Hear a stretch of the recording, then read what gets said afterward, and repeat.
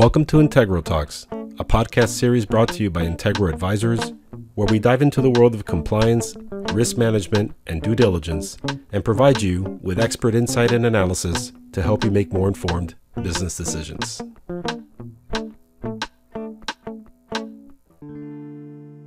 Welcome back to our podcast. I'm your host, Alberto Portilla, President and CEO of Integral Advisors. Last month, Argentina elected Javier Milei in a runoff election against the former Minister of the Economy. Milei had come in second in the general election, but the electorate majority entrusted him with their vote during the runoff. Milei won approximately 56% of the vote during that runoff election. Milei, a self-described libertarian, campaigned on radical, transformative ideas to lift Argentina from a government-dependent market economy that is facing collapse with unsustainable inflation, massive debt, and poverty levels of around 40%.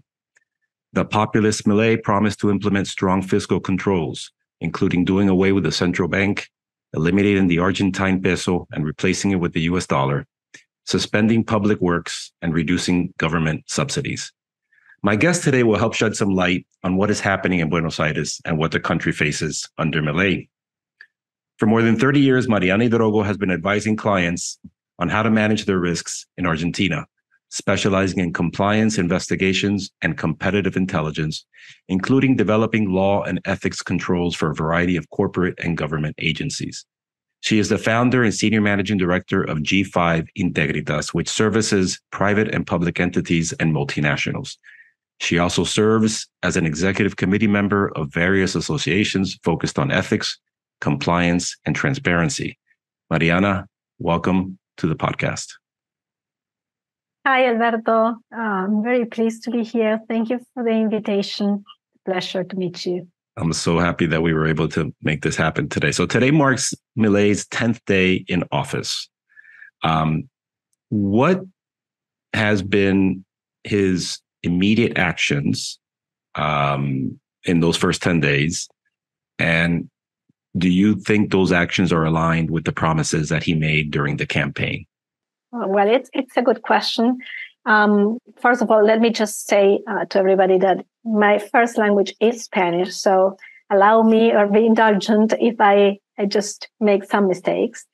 It's too soon, I would say, to really say how much he has done. So far, he seems to be keeping much of the promises he made on the campaign in terms of his aim to, dollarization or reducing, at least, perhaps not abolishing the central bank, but reducing its functions and combating inflation and reducing the public spending.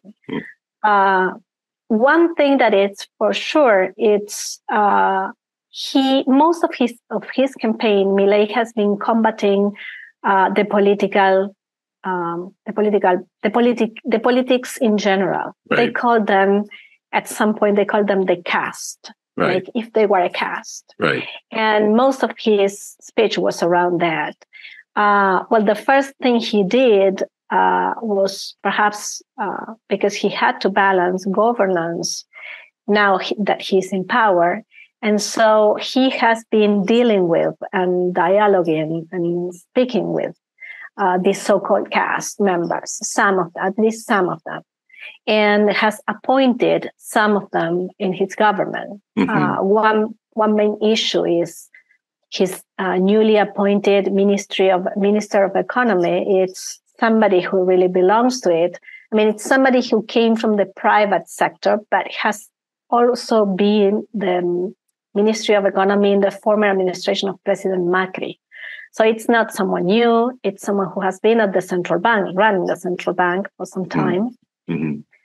And so him and also the Ministry for Internal Security and the person who is going to run the central bank, at least in the meantime, until it is reduced or finally closed, it's somebody also who belongs to the political caste. Right.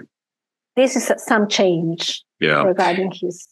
You mentioned Macri, and I read in preparing for this this podcast that he is, Macri during the runoff, he sought Macri support. Macri supported Milei. I think that calmed some people down in terms of how he would govern. What role do you see the former president Mauricio Macri playing in a Milei government over the next 4 to 8 years? It's an interesting question. It seemed that during the campaign, it seemed like Macri would play a major role in the government. And at some point, Milei referred to him as somebody who would appoint as somebody representing the country internationally. Okay. But we don't see it.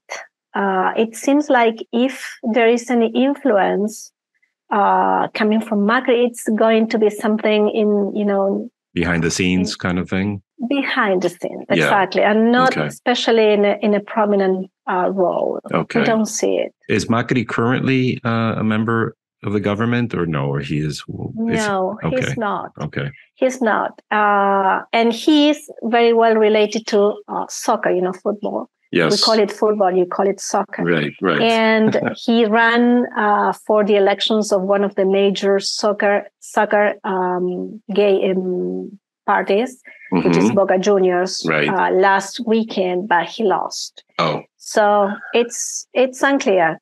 But, some of the ministries, like the defense or internal security, are parties of Macri's party. Right. And so I think that the influence is going to be felt at some point, even at the Congress, where those would be the vast majority. Right. So also as we speak, I read just this morning that there are expected manifestations or protests, street protests today in Argentina. What is who is behind that, and is it sort of members of the cast of the old political Argentine establishment? I mean, who is behind that, and then how do you envision that impacting Milei's actions today and going forward? It's very interesting to know. Let me just put a little bit of context to it. Please, yes. Argentina has been very conflicted or very active in this type of protests in the past years. This is not new. I mean, during the last 22, 23 years, especially after the crisis in 2001, we have had this type of protests. And if you perhaps recall it, we had the presidency of De la Rúa, who he was elected in 1999, and it was supposed to be till 2003, but he had to leave the presidency in 2001 because of the protest, because the protests were very bad handled, and the conflict was so hard that actually 2 people were killed, and that just accelerated his demission, and he left power. So up to then, from that time and up to date, every year, because that happened on December the 20th, okay? On December 19th, and then on December the 20th. So every year, by this time of the year, there is a massive protest, which at some point it's like, it's remembering what happened, and it's showing that, of course, there's many people and sectors in the poverty and that need help from the state or the government, and they are just marching because of that and in remembrance of what happened. Right. But this year, it's going to be especially a key day in this government, in a very new government, because at some point it's going to be like the play or the game in which the forces are going to be measured the first time. And you were asking who's behind this. Well, there are many people behind this. Of course, there are people that are interested in the march itself because it represents their rights or their their view, their point of view, and that is absolutely true. And there is part of it. There are left wing sectors that are behind this because of these reasons, because they believe that Milei policy, and not only Milei, other policies as well, they haven't favored enough, or they haven't helped enough some people, or they have left behind people. And so they need help, they need subsidies, they need to be paid more attention. And then you have a great majority, I wouldn't say great majority, but a great amount of people that are put there serving some political interests. And when I say that, it's been something that has been happening over the years, that people that receive help from the government, they do not receive it personally. Somebody, like an intermediate person, get the help for them. And they get the help and keep part of the money for themselves. Yeah. And this was part of the cash that was needed to make policy. And this is deeply associated with the populism and the policy of clientelism that we do, that has been done in this country. And so we have came to the point that people are compelled to be in the protest because they have to be present. Their name is, said out loud. They have to raise their hands and justify that they were present, because if they are not, they won't collect their money. Right. Okay. Which is not even the full money, but only part of it. Right. And so I think there is a big consensus right now, not only, the big consensus that also support Milei, but a big consensus in the general society that this has to be stopped at some point. It has diverted into something that has nothing to do with the original motives. Right. Although some of the people that go there are actually genuinely motivated to fight for the rights, to stand up for the rights, which is absolutely true. And so it's going to be a key day. The internal security minister, for example, had worked together with the new minister of human capital, and they have put together a security protocol. And the main message is, you can protest or manifest, but you cannot close a road, because what they have done is they close main avenues and roads and the main entrances, highways to the city. Right. And it all happens in Buenos Aires downtown. Poverty is 40% all around the country, but you won't find any of this in any of the other cities. It's only in Buenos Aires, right, in downtown. So it's going to be a proof today if the protocol can be put in place. And also they have let everybody know that the ones who receive help from the government, they would receive it personally. So there is no more intermediate people. Right. And no one else can keep part of that, funds for for themselves or doing politics. It has been very corrupted, and so trying to reassure that people would get the help they need, and put some hotlines also, so people can place a tip if somebody is pushing them or threatening them or trying to keep part of that money. Yeah. Just that the government can do something about it. So we will see what we will get. Well, those are good measures. It makes sense. It seems like Milei, there's a lot of common sense in his approach to government. So let's talk a little bit about some of his most radical ideas, at least during the campaign, putting aside all of the caricature, cartoonish images of him with chainsaws and which people reacted very well to. Dollarizing the economy, right? How, in your opinion, how realistic is that? How do you see that playing out? I know that has been something that's been done in Ecuador. and some other countries, it's not an easy process. But I also understand, just again doing research, that there are somewhere between 200 and 300 billion dollars in Argentina today that people tend to keep, under their mattress. So there are dollars, and there's many dollars. So how do you see that as a real possibility for Argentina, and how do you see that playing out in the short term, for example, versus the long term?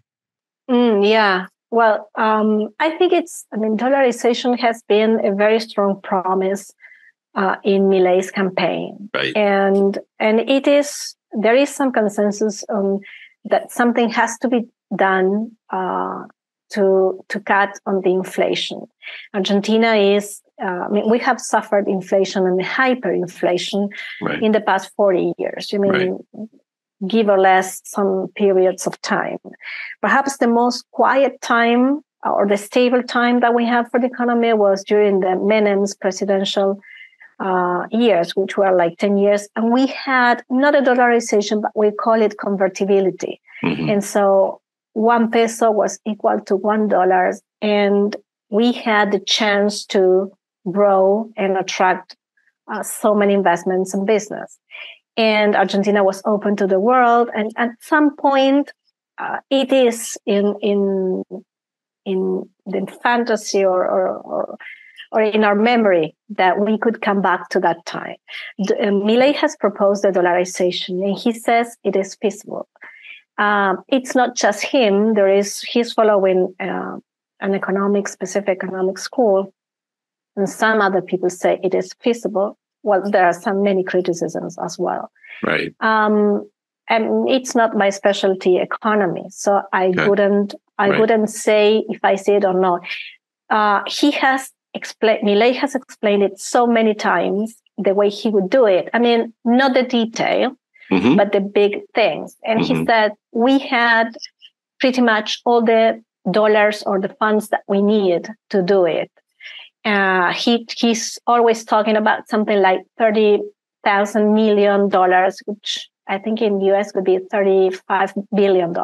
Okay. And he says that the central bank has actives or assets for that between the dollars that the bank has and also the bonds that we would convert into dollars. Mm-hmm. And then perhaps, and he said, we would have to ask for a loan to cover for the difference. Mm. And if you get that amount, he said, or he explains, that the exchange rate, because that is the issue also. If we get into dollarization, okay, what is the exchange rate that we would use? Right. And this is like the big fear. Yeah, because if it is too high, it's going to be a problem. And so he says, and he has done the math, and he explains that with 35 billion, it would be an exchange rate around 500 something pesos per dollar, and which would be even better than what we have today. Because mm-hmm. today the dollar fits 950. 950 pesos to the dollar. Yeah, is the currency exchange. Is that the official rate, or is this the black market rate? No, this is the black market. The official rate now it's 840 or something, because Milei changed it. Okay. Because up to 10 days ago, it was less than 400. It was 360 or 70. Right, which is not realistic. No, absolutely not. It was a third of what it was. Right. So this is like the big thing. And the other, of course, dollarization thing brings many other issues. Because if you put an economy in the international market and open it, mm-hmm. which is what we are all aimed to, and Milei government is aimed to, the issue is, are we going to be competitive? Are our industry competitive enough to be part of it? Yeah. And also, let me ask you about that. Do you think, I certainly feel that Argentina can be competitive in agriculture, for example. Would you agree? And what other industries do you think Argentina can either remain or be competitive in that kind of? I know we're speaking hypotheticals, but it's so brand new, and it's I think it'll be interesting to just kind of speculate, but what other industries do you foresee Argentina in a dollarized economy thriving? It's a good question. Well, I would say that in general, we have very good natural resources. Right, of course. Not only agricultural, but mineral. We have lithium. Yeah. Very good lithium reserves. We have oil and gas. Right. We have plenty of natural resources of any type. Right. And so that would be definitely one of the things, and it has always been a way that Argentina has inserted ourselves in the international trade. But I would say that we have also very good at we have unicorns. We are the country which have more unicorns than any other in Latin America. We have vintage. We have very good services. When you say unicorns, can you specify what you mean by unicorns? Yeah, we have, for example, unicorns. We call it, okay, good. We call it in Spanish that way. Sorry. Okay. Those are companies that have been viewed as specific platforms that have grown and developed and have become the best at what they do. Okay. Generally related to technology as well. We have, for example, Mercado Libre. And Mercado Libre is a direct competitor of Amazon. And I'm not saying Amazon is not big, because Amazon is bigger, but Mercado Libre nowadays compete all over Latin America with Amazon. Competes in Brazil, in Colombia, and everybody, and everywhere, sorry. It does not compete in Argentina because Amazon is not in Argentina. Okay. They were planning to, but they haven't come. And we are incubators of many vintage. Yes. And again, the rate of vintage that we have is it is even larger than other countries in the region. So we are very good at doing that. And I'm sure that we are good at providing services as well. And especially because Argentina has been at some point, has had some summer times in the economy, let's say. And so the services have developed. And then when the economy was closed again, those who provided the services had to, were compelled to do it internationally because there was no other way to survive. So that continued. And the rates that we have right now, we are very cheap compared to the rest of the world. So we think that we would be very competitive at that too. Of course, the traditional industry that we have, perhaps there will be some sectors that had always been protected by the government, and those would be the ones who would suffer. Right. And this is true. Yeah, that's expected. I know there was during the campaign, there was a video that went viral where he's in front of a board and he's talking about the different ministries, and he would pull off afuera. Correct. And ministry of this, afuera. And I thought I read this, correct me if I'm wrong, but he has already basically started the process of eliminating some of the ministries.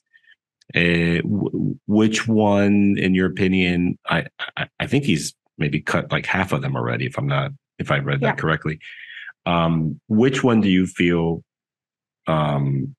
would have the most kind of social impact that will lead to more and more manifestaciones on the street or protests? Or were they just, government ministries that weren't really active or producing or, doing anything for the population? What's your opinion about kind of key ones that he eliminated that will probably be more controversial than others? Yeah, well, I think that when his initial proposal was to move between, I think it was 18 ministers to 8. Okay. And in that first cut, there were 2, like the Ministry of Education and the Ministry of Health. Oh, okay. That were there was some concern. I mean, it wouldn't be that they would disappear. They would become secretaries under one main ministry, which was human capital, which is new. Okay. I see. But recently he has changed that because the Ministry of Health has continued to be a ministry. And so it's only education that came under, what it's called this super ministry of human capital, but it makes sense. Right. And so I don't think that is going to be very controversial. I don't think that you would find many people objecting that measure because frankly, we didn't know what was doing many of them. Many of the ministries. I did see that during the last debate that Milei had with the other candidate, Sergio Massa, that I think Milei said in that, I don't know if it was during that debate or an interview after that he would not, that health and education, regardless of what happens at the ministry level, will remain a right for Argentines. And so I guess education and health insurance is supported or subsidized by the Argentine government. Is that how it is in Argentina? Yeah, it is. Okay. And this is a good thing because during the campaign, Milei said many controversial things. Sure. And some of them were not even said by him, but were attributed to him. Right, of course. So one of the things that exactly was pointed out was like, if Milei would won, then we wouldn't have more public health or public education. Public education in Argentina is a long tradition. Mm-hmm. We have had this for over a century, and we were very proud of it. Not only primary and secondary school, but also university. Okay. We have, of course, we have private university, but we have public university, which is absolutely free for everybody, and not only for Argentinians, but people that came from abroad and come to the public university. Okay. So it's a long tradition, but something is wrong about it, and there has been a lot of questioning about what is happening because. Recently, what happened is people that have some sort of resource, whatever they have, they try to put their kids in the private school, even if it is a primary school, or try to move if you are, the city of Buenos Aires is a different district than the province of Buenos Aires. And we commute all the time.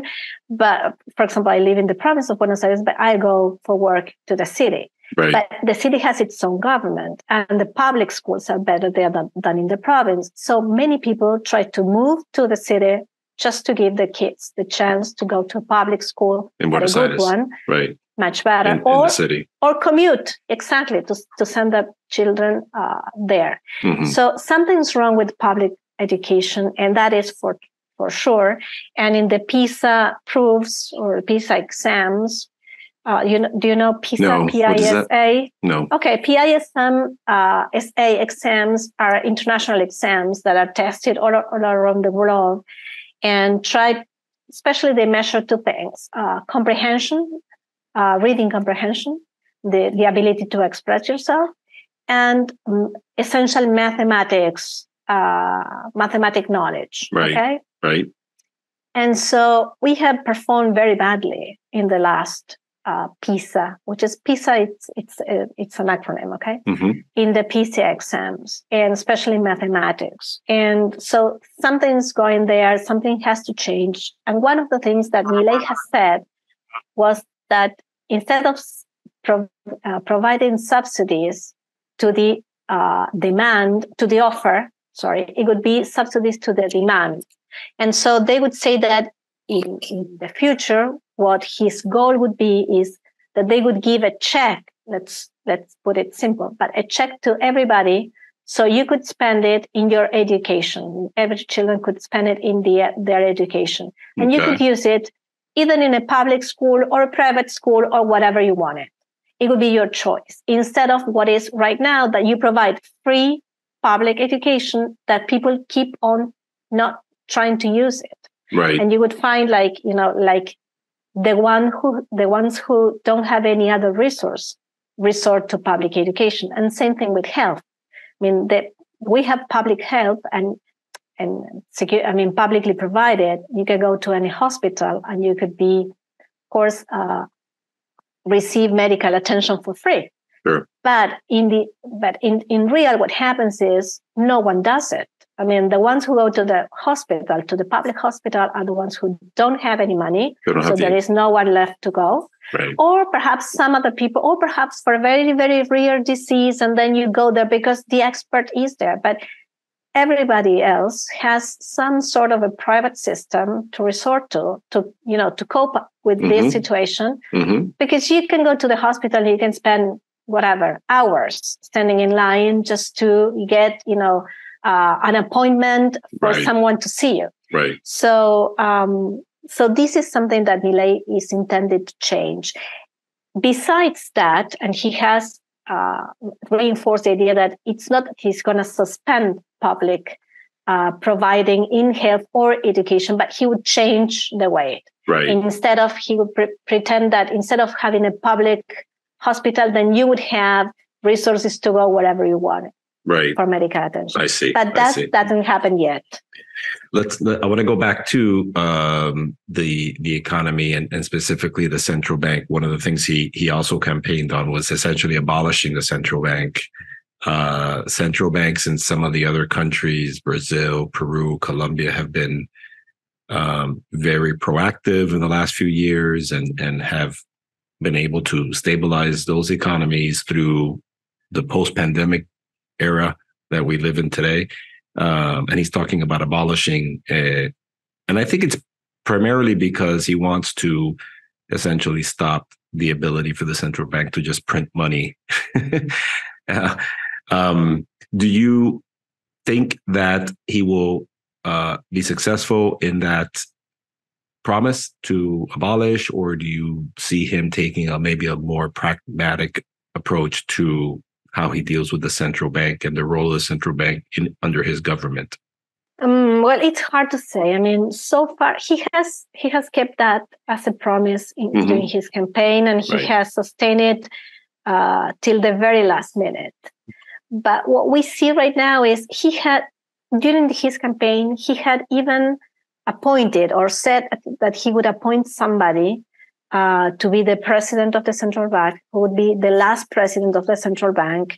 That person had publicly said that he would assume and would abolish or close the bank. I mean, he would do whatever needed to be done, and then he would close the bank. Right. But that person finally was never appointed, because when Milei was elected, he chose a different minister of economy. And that Minister of Economy, which is the current that we have right now, Mr. Caputo, was not totally aligned with this other guy who was supposed to be appointed at the central bank. And so Caputo and Milei decided to appoint someone else. So what we are seeing, and we will have to see how it develops in the future, seems to be that he is not so determined in closing the central bank and perhaps reducing their functions or their intervention in the economy. The main issue and the main questioning, which is a legitimate questioning to the bank is supposed to be independent, but in fact it hasn't been. Right. Not ever during any other government. Right. And so it has been printing money, which is the main origin. I mean, it's not the main origin. The origin is the disbalance that we have in the fiscal policy, but it enables inflation, the hyperinflation. Correct. Yeah. Correct. So, what do you think, in your opinion, are the biggest challenges, the biggest obstacles that he faces? I know it's a big question, and you just broadly, what do you think are his biggest obstacles?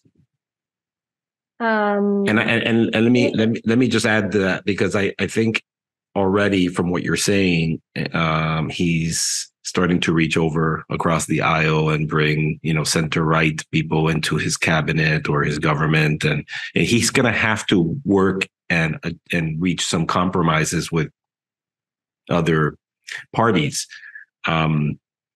because otherwise he's, people are the honeymoon is going to be over in a few months, and people are going to become very frustrated But so what do you foresee his biggest challenges are, at least today? And I know maybe if we speak in 6 months, you'll have a different response to that. But I'm just curious where you think that stands today. No, it's a good one. I would say that, well, first of all, he's facing social and political issues. Right. The Right. main thing is Milei is trying, or he said he's trying to face populism. And populism in Argentina has been for over 70 years so far. So the roots are big. There are many people involved, and these people are right now out of the power. Right. Or the power circles, but still have a representation at the Congress, even at the deputies chamber or at the Senate, and they have, and they of course they won't be happy to lose their privileges. So populism is something that it's not only about the political cast, as he said, but it's also in the society. So this is a main issue, which is going to be translated into social disruption. Also, the politics that Milei is going to run, it's going to bring a lot of discomfort. And so there are many of us will suffer at some point because of this. And so this will perhaps increase this discomfort and protest. And I think that would be an issue. Okay, that balance, I mean, how to keep things and try to continue and be stable in the middle of a crisis if you don't have social support, that can be an issue. There would be, of course, we are in the middle of an economic crisis. So we have inflation.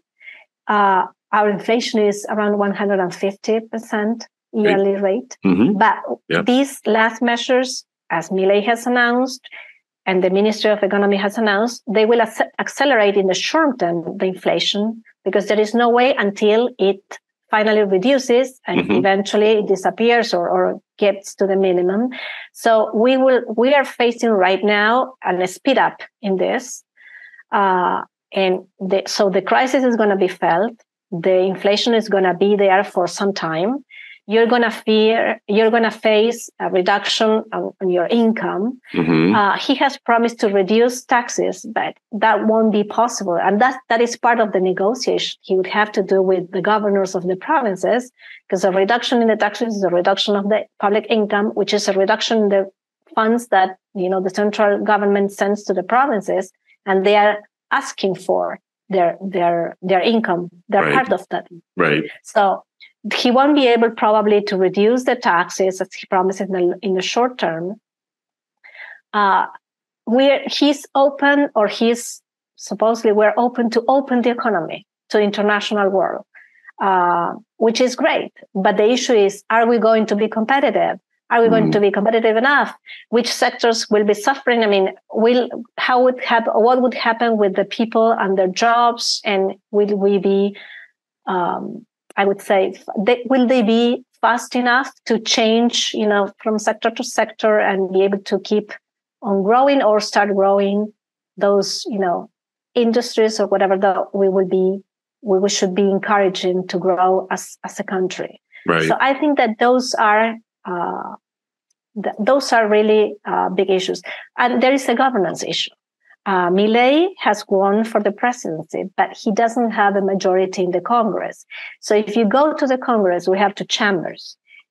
We have senators, which all the provinces are represented, and that can be perhaps easier for Milei because the senators at some point respond to the governors, and the governors respond to the funds. So at some point, they will be more prone to, have conversations with the government and perhaps, be allies to the government in some policies. But then you got the deputy chamber, and then you got different. You don't have one major party that has the majority, and of course, Milei's party it's like the third force. So he would have to construct alliances with the different ones. Right. I think that he is going to be able, and much of the policies that he presents are going to be heard by many people that do not belong to his party, but are prone to, or that are willing to, construct majorities.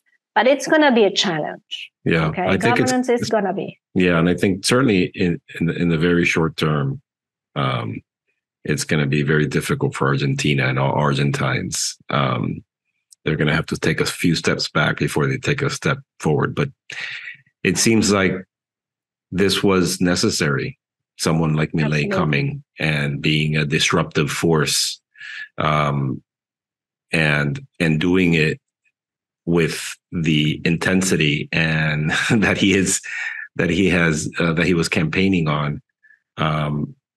And, we're sitting over here in the United States and wishing everybody the best in Argentina. We did see, I was looking at some articles recently, and it says that in Miami, where I live, the real estate market is booming, and the largest percentage of foreign buyers in Miami are from Argentina.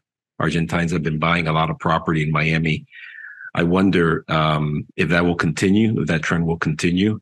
But it's interesting. There's a lot of Argentines. I've spoken to a lot of people, and almost everyone, with the exception of one person, was cautiously optimistic, supportive of Milei. Some were very excited about Milei. I was speaking to someone yesterday. I was speaking to someone else last week who was a gallery owner of paintings and art, and he is afraid of because of some of the rhetoric that he talks about on the social. But at least on the economic side, it seems that Argentina, I hope, is on the right track to long-term prosperity, right? We hope that too. And you know what? It surprised me because when he won the first election, I thought right up there, I just thought it was somebody that only young people vote for. Because I have a nephew who was 20 years old and he was a Milei supporter. Sure. And I said, you're mad. You're mad and you don't know it. You don't know what it is. You know a little bit of history in Argentina. But then I realized that it was not like that. It was just not only the young people voted for him, but many others. Right. So I started to study him and analyze him as a phenomenon and what he did. And actually, there are many interesting things, and something about being disruptive. Yeah. Which was very needed. Yeah. I think we needed to listen to that. Then up to that is, as you see, it's a promise that we will have to see how it evolves and develops in the future, and hopefully he would be able to do many of the things that he has promised to do. And that would be a very good move for Argentina in many senses. And it's not only he's been very criticized because of the social issues, but there are many social issues that has been misunderstood at some point. Mm-hmm. And also many things that, where the speech is very divorced from what really happens in reality. Mm-hmm. Right. So we were used to listen to nice speeches. Then when you go to the reality, you don't have rights as you were supposed to. And so people try to make a compromise between what's being said and what's being done. And this is, I think it's the main force if Milei tries or keeps it. Okay, there is no divorce, or there should be no divorce between what he says and what he does. And what he does, right? So, yeah. Let's see what happens. That's exciting. So, all right. So then we're just about wrapped up, but as I always do, I always ask a curveball question to all of our guests, and it's related to music, because I'm a enthusiast, fanatical follower and listener of music. So I'm going to ask you a question related to music.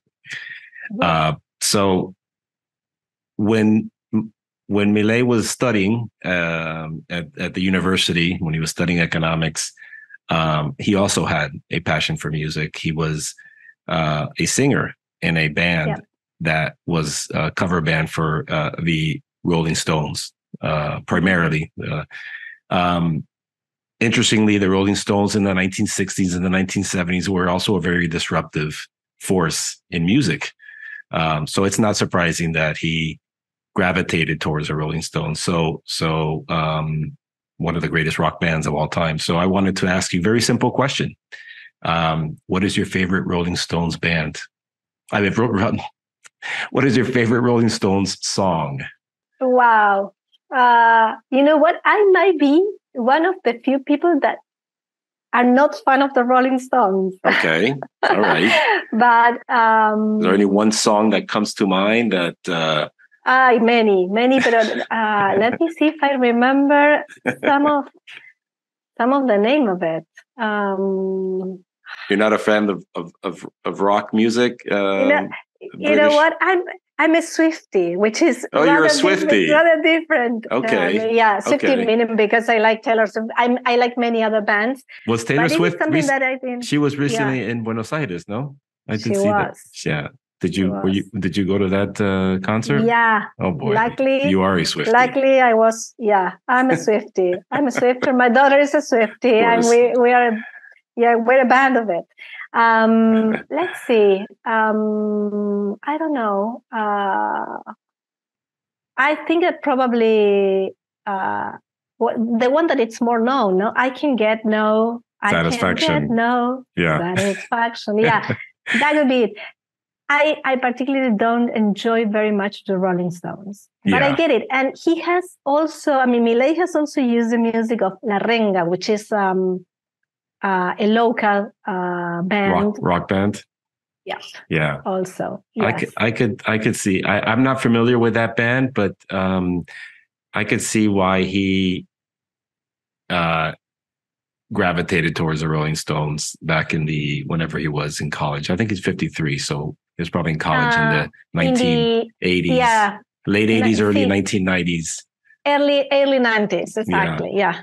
I could see him singing Rolling Stones songs like "I Can Get No Satisfaction," "Sympathy for the Devil," "Start Me Up," and lots of other famous Rolling Stones songs. So anyway, Mariana, this has been fun and informative. Thank you for your time. We're going to be watching very closely what happens with Milei. I understand Milei is doing a speech tonight where he's going to present to the public some of his plans and his ideas. So I'll be looking at the news, and I'm sure there will be a response to that in the streets and also in the press and in the markets. So we look forward to much success and long-term prosperity, short-term pain, but that's necessary.